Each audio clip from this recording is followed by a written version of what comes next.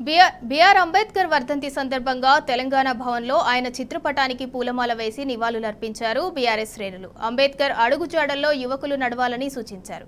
అంబేద్కర్ జీవితం ఎంతో మందికి స్ఫూర్తిదాయకమని అన్నారు. అంబేద్కర్ గారి ఆశయాలను, అంబేద్కర్ గారి ఆలోచనలను తెలంగాణ ప్రాంతంలో పూర్తిగా అమలయ్యేటువంటి విధంగా కృషి చేసినటువంటి గొప్ప ఉద్యమ మహానాయకుడు గౌరవ ముఖ్యమంత్రి కేసీఆర్ గారు మాత్రమే.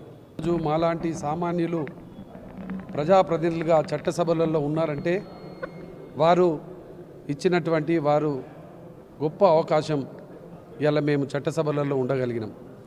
ఈరోజు తెలంగాణ రాష్ట్రం ఏర్పడ్డది అనంటే చిన్న రాష్ట్రాలతోనే ఆర్థిక పురోగభివృద్ధి సాధ్యమని ఆనాడు రాజ్యాంగంలో పొందుపరిచినటువంటి ఆర్టికల్ ద్వారానే ఈ యొక్క తెలంగాణ రాష్ట్రం కూడా గౌరవ ముఖ్యమంత్రి కేసీఆర్ గారి నేతృత్వంలో ఏర్పడ్డది.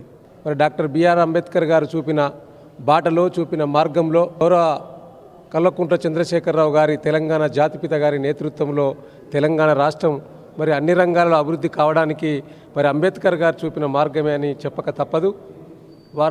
వారు తీసుకొచ్చిన ఆర్టికల్ 3 ద్వారా తెలంగాణ రాష్ట్రాన్ని సాధించడమే కాకుండా సాధించిన తెలంగాణలో సంపన్న వర్గాలను మరి సంతోషంగా ఉండేలా, బతికేలా మరి ముఖ్యమంత్రి కేసీఆర్ గారి నాయకత్వంలో ఈ రాష్ట్రం అన్ని రంగాల్లో ముందుకు వెళ్ళిందని ఈ సందర్భంగా తెలియజేసుకుంటూ, ముఖ్యంగా డాక్టర్ బిఆర్ అంబేద్కర్ గారు ఒక రాజ్యాంగాన్ని రచించడమే కాకుండా ఈ దేశంలో ఉన్న ఒక బడుగు బలహీన వర్గాలకు వారికి ఒక ఆత్మ గౌరవాన్ని చూపించిన నాయకుడు డాక్టర్ బిఆర్ అంబేద్కర్ గారు.